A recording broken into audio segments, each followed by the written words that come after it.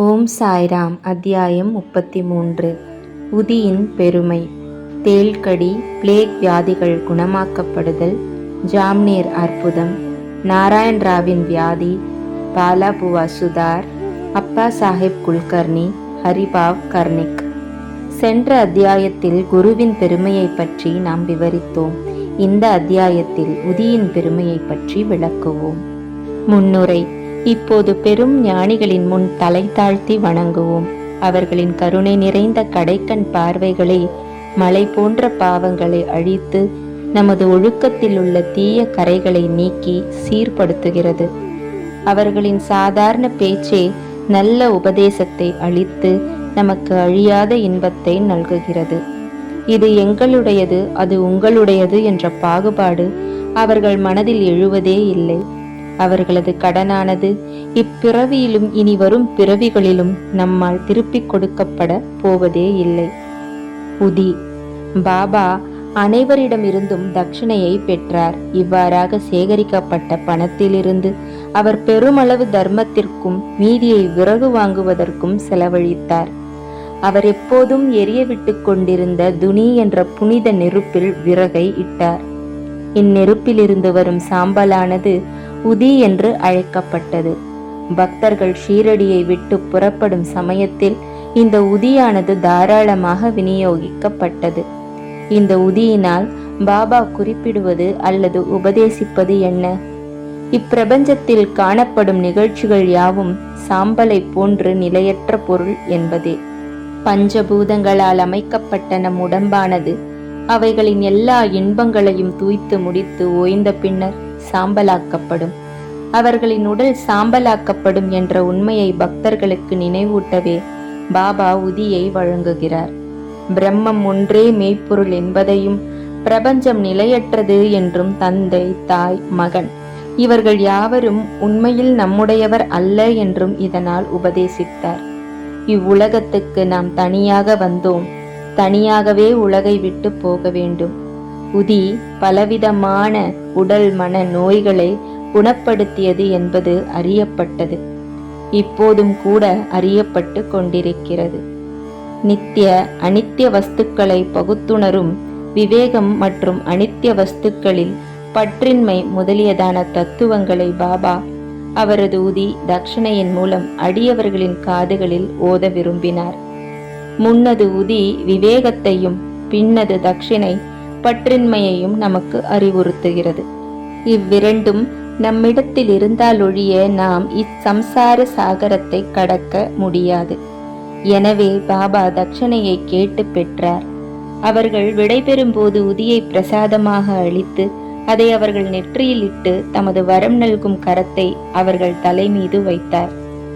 பாபா மகிழ்வான மனநிலையில் இருக்கும்போது ஆனந்தமாக பாடுவார். அத்தகைய ஒரு பாட்டு உதியை பற்றியதாகும். உதி பாடலின் பல்லவி இவ்வாறானது. ரமதே ராம் ஆவோஜி ஆவோஜி, உதியாங்கி கோனியா லாவோஜி லாவோஜி. ஓ விளையாட்டு ராமா வாரும் வாரும், உங்களுடன் உதி மூட்டைகளை கொண்டு வாரும் வாரும். பாபா இதனை மிகுந்த தெளிவான இனிமையான குரலில் பாடுவது வழக்கம். உதியை பற்றி ஆன்மீக குறிப்பாக சொல்லப்பட்ட பொருள் இவ்வளவே. அதற்கு தன்னுடையதான லௌகீக தனிமுறை சிறப்பும் கூட உண்டு. உதி ஆரோக்கியம், சுபிட்சம், கவலைகளில் நின்று விடுதலை மற்றும் பல லோகாயத லாபங்களை அளித்தது. எனவே நமது ஆன்மீக லௌகீக லட்சியங்களை எய்த நமக்கு உதவுகிறது. உதி பற்றிய கதைகளை நாம் இப்போது தொடங்குவோம். தேள்கடி. நாசிக்கை சேர்ந்த நாராயண் மோதிராம் ஜனி என்பவர் பாபாவின் ஒரு அடியவர். இவர் ராமச்சந்திர வாமன் மோட்டக் என்ற பாபாவின் மற்றொரு அடியவரின் கீழ் வேலை பார்த்து வந்தார். ஒரு முறை அவர் தமது தாயாருடன் சென்று பாபாவை பார்த்தார். அப்போது பாபா அவளிடம் அவரது மகன் இனிமேல் வேலை செய்யக்கூடாது என்றும் சுய வியாபாரம் ஆரம்பிக்க வேண்டும் என்றும் கூறினார். சில நாட்களுக்கு பின் இவ்வுரை உண்மையானது. நாராயண் ஜனி வேலையை விட்டுவிட்டு ஆனந்தாஷ்ரம் என்ற ஒரு தங்கும் விடுதியை ஆரம்பித்தார். அது செழிப்பாக வளர்ந்தது. ஒரு முறை இந்த நாராயண் ஜனியின் நண்பர் ஒருவரை தேள் கடித்தது. அதனால் ஏற்பட்ட வலி தீவிரமானது, தாங்கிக் கொள்ள முடியாதது. அத்தகைய சந்தர்ப்பங்களில் உதி மிகவும் பலனுள்ளது. வலிக்கும் இடத்தில் அது தடவப்பட வேண்டும். எனவே நாராயண் உதியை தேடினார். ஆனால் கண்டுபிடிக்க முடியவில்லை. பின்னர் அவர் பாபாவின் படத்தின் முன் நின்று பாபாவின் உதவியை வேண்டி அவர் நாமத்தை ஜெபித்து பாபாவின் படத்தின் முன்னால் புகைந்து கொண்டிருக்கும் ஊதுபத்தியின் சாம்பலிலிருந்து ஒரு சிட்டிகை எடுத்து அதை பாபாவின் உதியாக நினைத்து கொண்டு வலிக்கும் இடத்திலும் கடிவாயிலும் தடவினார். அவர் விரலை எடுத்த உடனேயே வலி மறைந்து விட்டது. இருவருமே உணர்ச்சி வசப்பட்டு பெருமகிழ்ச்சியுற்றனர். நெறிக்கட்டும் பிளேக் வியாதி. ஒரு முறை பாந்திராவில் உள்ள அடியவர் ஒருவர் வேறொரு இடத்தில் உள்ள தனது மகள் நெறிக்கட்டும் பிளேக் வியாதியால் கஷ்டப்பட்டு கொண்டிருக்கிறாள் என்பதை அறிந்தார். அவரிடம் உதி இல்லை. எனவே அவர் நானா சாஹிப் சாந்தோர்கரிடம் அதை அனுப்பும்படி விஷயத்தை தெரியப்படுத்தினார். நானா சாஹிப் தனது மனைவியுடன் கல்யாணுக்கு பயணம் செய்து கொண்டிருந்த போது தானே ரயில் நிலையத்துக்கு அருகில் உள்ள ஒரு சாலையில் இவ்விஷயத்தை கேள்விப்பட்டார். அப்போது அவரிடம் உதி இல்லை. எனவே அவர் தரையிலிருந்து கொஞ்சம் மண்ணை எடுத்து பாபாவை தியானம் செய்து அவரது உதவியை தொழுது வேண்டிக் கொண்டு அருகில் இருந்த தனது மனைவியின் நெற்றியில் இட்டார். அடியவர் இவற்றையெல்லாம் கண்ணுற்றார். பின்பு அவர் தமது மகள் வீட்டுக்கு சென்றபோது 3 நாட்களாக கஷ்டப்பட்டு கொண்டிருந்த தனது மகள் தானே ரயில் நிலையத்தருகில் நானா பாபாவை வேண்டிக் கொண்ட அதே சமயத்திலிருந்து குணமடையலானாள் என்பதை அறிந்து மிகவும் மகிழ்ச்சி அடைந்தார். ஜாம்னேர் அற்புதம். சுமாராக 1904 1905 ஆண்டில் நானா சாஹிப் சாந்தோர்கர் ஷீரடியிலிருந்து 100 மைல்களுக்கு அப்பால் உள்ள காண்டேஷ் ஜில்லாவில் உள்ள ஜாம்னேரின் மம்லதாராக இருந்தார். அவரது மகளான மைனா தாயி கருவுற்று பிரசவிக்க இருந்தாள். அவளது பிரசவம் மிகவும் கஷ்டமாகி 2-3 நாட்களாக பிரசவ வேதனையால் கஷ்டப்பட்டு கொண்டிருந்தார். நானா சாஹிப் எல்லாவித பரிகாரங்களை செய்து முயற்சித்தும் பலனில்லை. அவர் பாபாவை நினைவு கூர்ந்து அவரின் உதவியை தொழுது வேண்டினார். அப்போது ஷீரடியில் பாபுகீர் புவா என்று பாபா கூப்பிடும் ராம்கீர் புவா என்பவர் காண்டேஷில் உள்ள தமது சொந்த ஊருக்கு போக விரும்பினார். பாபா அவரை கூப்பிட்டு அவர் வீட்டுக்கு போகும் வழியில் உள்ள ஜாம்னேரில் சிறிது தங்கி ஓய்வெடுத்து கொண்டு செல்லுமாறும் நானா சாஹிப்பிடம் உதியையும் ஆரத்தியையும் அளிக்கும்படியும் சொன்னார். ராம்கீர் புவா தன்னிடம் 2 ரூபாய்கள் தான் இருப்பதாகவும் ஜல்காவான் வரையில் உள்ள ரயில்வே கட்டணத்துக்கு மட்டுமே இது போதுமானது என்றும் ஜல்காவானில் இருந்து 30 மைல் தூரத்தில் உள்ள ஜாம்னேர் வரை போவது தம்மால் இயலாது என்றும் கூறினார்.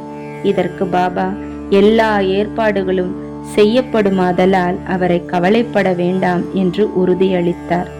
பின்னர் மாதவட்கரால் புனையப்பட்ட புகழ்பெற்ற ஆரத்தி பாடலை ஷாமாவிடம் எழுதச் சொல்லி அதன் பிரதியை உதியுடன் ராம்கீர் புவாவிடம் கொடுத்து நானா சாஹிப்பிடம் கொடுக்கும்படி கூறினார். பின்னர் ராம்கீர் புவா பாபாவின் மொழிகளை நம்பி ஷீரடியை விட்டு புறப்பட்டு ஜல்காவானை அதிகாலை 2 மணி அளவில் அடைந்தார். அப்போது அவரிடம் 2 அணாக்கள் தான் மீதமிருந்தன. மிகவும் நெருக்கடியான நிலையில் இருந்தார். அவரது பெரும் சுமை தணிவுறும் வகையில் யார் ஷீரடியை சேர்ந்த பாபுகீர் புவா என்று யாரோ கூப்பிடுவது கேட்டது. பின்னர் அவர் அவனிடம் சென்று தாமே பாபுகீர் புவா என்று கூறினார். தாம் நானா சாஹிப்பிடம் இருந்து வருவதாகவும் அவருடைய வேலையாள் என்றும் கூறி நல்ல ஜோடி குதிரைகளுடன் கூடிய ஒரு பிரமாதமான வண்டியும் அழைத்து சென்றார். தாம் நானா சாஹிப்பிடம் இருந்து வருவதாகவும் அவருடைய வேலையாள் என்றும் கூறி நல்ல ஜோடி குதிரைகளுடன் கூடிய ஒரு பிரமாதமான வண்டியிடம் அழைத்து சென்றான். அவர்கள் இருவரும் அதில் பிரயாணம் செய்தார்கள். வண்டி வேகமாக ஓடியது. அதிகாலையில் அவர்கள் ஓடைக்கரையொன்றை அடைந்தனர்.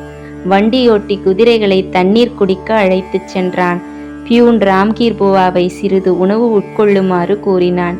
பியூனின் தாடி, மீசை இவைகளெல்லாம் ராம்கீர் புவா பார்த்துவிட்டு அவனை முகமதியனாக சந்தேகப்பட்டு எவ்வித சிற்றுண்டியையும் அவனிடமிருந்து பெற விருப்பமில்லாதவராயிருந்தார். ஆனால் வேலையாலோ தாம் ஒரு ஹிந்து கார்வாலைச் சேர்ந்த சத்திரியன் என்றும் நானா சாஹிப் இந்த சிற்றுண்டிகளையெல்லாம் அனுப்பியிருப்பதாகவும் இதை ஏற்றுக்கொள்வதில் எவ்வித கஷ்டமோ சந்தேகமோ வேண்டியதில்லை என்றும் கூறினான். பின்னர் அவர்கள் இருவரும் சிற்றுண்டி உண்டு மீண்டும் புறப்பட்டனர். பொழுது விடியும் போது ஜாம்நேரை அடைந்தனர். ராம்கீர் புவா சிறுநீர் கழிக்கச் சென்று சில நிமிடங்களில் திரும்பி வந்தார். அப்போது குதிரை வண்டியையும் வண்டியோட்டியையும் காணாது பேச்சற்றவர் ஆனார். பின்னர் அருகிலுள்ள கச்சேரிக்கு சென்று விசாரித்து மம்லதார் வீட்டில் இருப்பதை அறிந்து கொண்டார். நானா சாஹேபின் வீட்டுக்கு சென்று தம்மை அறிமுகப்படுத்திக் கொண்டு பாபாவின் உதியையும் ஆரத்தியையும் அளித்தார். இத்தருணத்தில் மைனா தாயின் விஷயம் மிக மிக தீவிரமடைந்து வீட்டில் இருந்தோர் அனைவரும் அவளை குறித்து ஆழ்ந்த கவலையுற்றனர். நானா சாஹேப் தனது மனைவியை அழைத்து உதியை தண்ணீரில் கரைத்து கொடுக்கும்படியும் ஆர்த்தியை பாடும்படியும் கேட்டுக்கொண்டார். பாபாவின் உதி உற்ற சமயத்தில் கிடைத்திருக்கின்றது என அவர் நினைத்தார். சில நிமிடங்களில் பிரசவம் பத்திரமாக ஆனது என்றும் கண்டனம் கடந்து போய்விட்டது என்றும் பிரசவ அறையிலிருந்து செய்தி கிடைத்தது. ராம்கீர் புவா நானா சாஹேப்பிடம் பியூன், வண்டி, சிற்றுண்டி முதலியவைகளுக்காக நன்றி செலுத்திய போது நானா பெருமளவு ஆச்சரியப்பட்டார். ஏனெனில் அவர் ஸ்டேஷனுக்கு ஒருவரையும் அனுப்பவில்லை. ஷீரடியிலிருந்து எந்த ஆள் வருவதும் அவருக்கு தெரியாது. தானேவை சேர்ந்த திரு பிவி தேவ் என்னும் ஓய்வு பெற்ற மம்லத்தார் இதை பற்றி நானாவின் புதல்வனான பாபுராவ் சாந்தோர்கரிடமும் ஷீரடியை சேர்ந்த ராம்கீர் புவாவிடமும் விசாரித்துவிட்டு தன்னைத்தானே திருப்திப்படுத்திக் கொண்ட பின்பு சாய்லீலா சஞ்சிகையில் தொகுப்பு 13 எண் 11, 12 மற்றும் 13 ஒரு பகுதி உரைநடையாகவும் ஒரு பகுதி கவிதையாகவும் கொண்ட கட்டுரை எழுதியிருக்கிறார். சகோதரர் பிவி நரசிம்ம சுவாமியும் மைனா தாயி, பாபு சாஹேப் சாந்தோர்கர், ராம்கீர் புவா இவர்களிடமிருந்து 1/6/1936, 16/9/1936 மற்றும் 1/12/1936 ஆகிய தேதிகளுக்கிடப்பட்ட வாக்குமூலத்தை பெற்று அடியவர்களின் அனுபவங்கள் பகுதி 3 பதிப்பித்து இருக்கிறார். ராம்கீர் புவாவின் வாக்குமூலம் கீழ்வருமாறு: ஒரு நாள் பாபா என்னை அவரிடம் அழைத்து உதி பொட்டலம் ஒன்றையும் பாபாவின் ஆர்த்தியின் பிரதி ஒன்றையும் கொடுத்தார். அச்சமயம் நான் காந்தேஷ் போக வேண்டியிருந்தது. பாபா என்னை ஜாம்நேர் போகும்படியும் ஆர்த்தி பாடலையும் உதியையும் ஜாம்நேரில் நானா சாஹேப் சார்ந்தோர்கரிடம் கொடுக்கும்படியும் கூறினார். என்னிடம் இருப்பதெல்லாம் ரூபாய் 2 என்றும் கோப்பர் காவானிலிருந்து ஜல்காவான், பின்னர் வண்டியில் ஜல்காவானிலிருந்து ஜாம்நேர் செல்வதற்கும் அது எங்கனம் போதும் என்று நான் அவரிடம் கேட்டேன். பாபா கடவுள் கொடுப்பார் என்று கூறினார். அன்று வெள்ளிக்கிழமை நான் உடனே புறப்பட்டேன். மன்மாட் இரவு 7:30 மணிக்கு சென்றேன். பின்னர் ஜல்காவனிற்கு காலை 2:45 சென்றேன். அந்த நாட்களில் பிளேக் கட்டுப்பாடுகள் விதிக்கப்பட்டிருந்தன. எனக்கு மிகவும் கஷ்டமாக இருந்தது. ஜாம்நேர் செல்வதற்கு என்ன செய்ய வேண்டும் என்று நான் கண்டுபிடிக்க வேண்டியிருந்தது. காலை சுமார் 3 மணி அளவில் பூட்ஸ், டர்பன், நல்ல உடைகளுடன் கூடிய ஒரு வேலையாள் என்னிடம் வந்து என்னை வண்டியில் அமர்த்தி ஓட்டிச் சென்றான். நான் திகிலுடன் இருந்தேன். வழியில் பாகூரில் சிற்றுண்டி உட்கொண்டேன். ஜாம்நேரை நாங்கள் அதிகாலை அடைந்தோம். நான் சிறுநீர் கழிக்கச் சென்று திரும்பிய போது குதிரை வண்டியை காணவில்லை. வண்டிக்காரனும் மறைந்து போனான். நாராயண் ராவ். பக்தர் நாராயண் ராவ் தந்தை பெயரும் உபப்பெயரும் தரப்படவில்லை. பாபா வாழ்ந்திருக்கும் போது 2 முறை அவரை சந்திக்கும் நல்ல அதிர்ஷ்டம் பெற்றிருந்தார். பாபா காலமான 1918க்கு 3 ஆண்டுகளுக்கு பின்னர் அவர் ஷீரடிக்கு வர விரும்பினார்.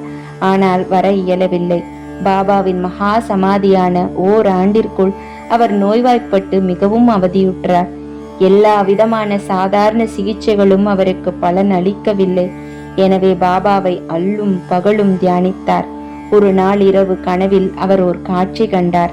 பாபா நிலவரை ஒன்றிலிருந்து வெளிவந்து அவருக்கு ஆறுதல் அளித்து, கவலைப்படாதே, நாளையிலிருந்து நீ குணமடைவாய், 1 வாரத்திற்குள் நன்றாக நடமாடுவாய் என்று கூறினார். கனவில் குறிப்பிடப்பட்ட தினத்திற்குள் நாராயண் ராவ் பூரண குணமடைந்தார். இப்போது கருத்தில் கொள்ள வேண்டிய அம்சம் இதுதான்.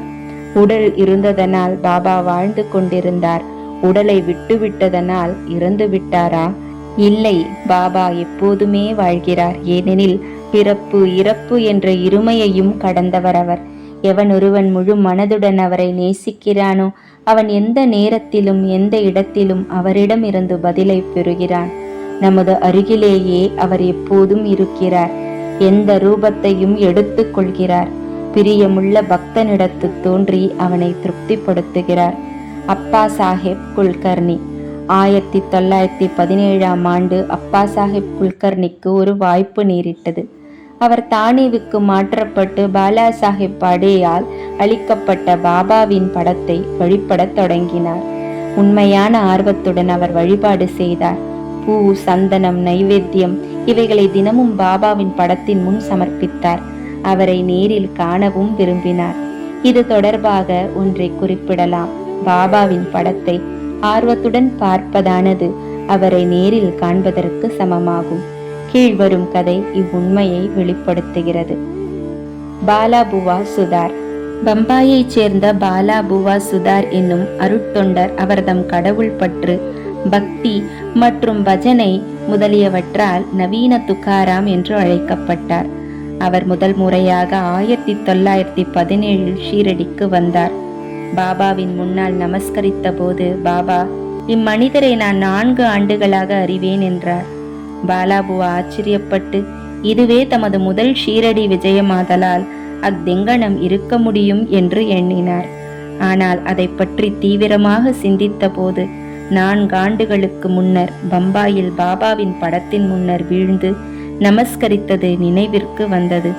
தனக்குள் அவர் ஞானிகள் எத்தகைய நிறை பேரறிவு உடையவர்களாகவும் சர்வ வியாபிகளாகவும் இருக்கிறார்கள், தமது அடியவர்களிடம் அவர்கள் எத்தகைய அன்புடன் விளங்குகின்றனர், அவர்தம் புகைப்படத்தின் முன்னர் மட்டுமே நான் பணிந்தேன். இவ்வுண்மை பாபாவால் கவனிக்கப்பட்டது. உரிய தருணத்தில் தமது படத்தை காண்பது நேரில் தம்மை காண்பதற்கு சமமாகும் என்பதை அவர் உணரும்படி செய்தார். அப்பா சாஹேப்பின் கதைக்கு திரும்புவோம். அவர் தானேவில் இருந்தபோது பிவண்டி என்னும் இடத்திற்கு செல்ல வேண்டி இருந்தது. 1 வாரத்திற்குள் அவர் திரும்புவார் என்று எதிர்பார்க்கப்படவில்லை. அவர் இல்லாத போது 3வது நாள் பின்வரும் ஆச்சரியமான சம்பவம் நிகழ்ந்தது. மத்தியானம் ஒரு பக்கிரி அப்பா சாஹேப்பின் வீட்டிற்கு வந்தார். அவருடைய அங்க அமைப்பெல்லாம் பாபாவின் படத்துடன் சரியாக ஒத்திருந்தன.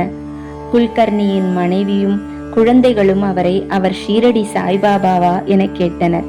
அதற்கு அவர் இல்லை என்று கூறி, ஆனால் தாம் அவரின் பணி உள்ள ஒரு வேளையால் என்றும் அவ்விடத்திற்கு அவர்தம் கட்டளைப்படியே அவர்களின் குடும்ப நலத்தை விசாரிக்க வந்திருப்பதாகவும் கூறினார். பின்னர் அவர் தட்சணை கேட்டார். அப்பெண்மணி 1 ரூபாய் கொடுத்தாள். அவர் உதி பொட்டலம் ஒன்றை கொடுத்து அதை வழிபாட்டுக்காக பூஜை அறையில் படத்துடன் வைக்கும்படி கூறினார். பின்னர் அவர் வீட்டை விட்டு போய்விட்டார்.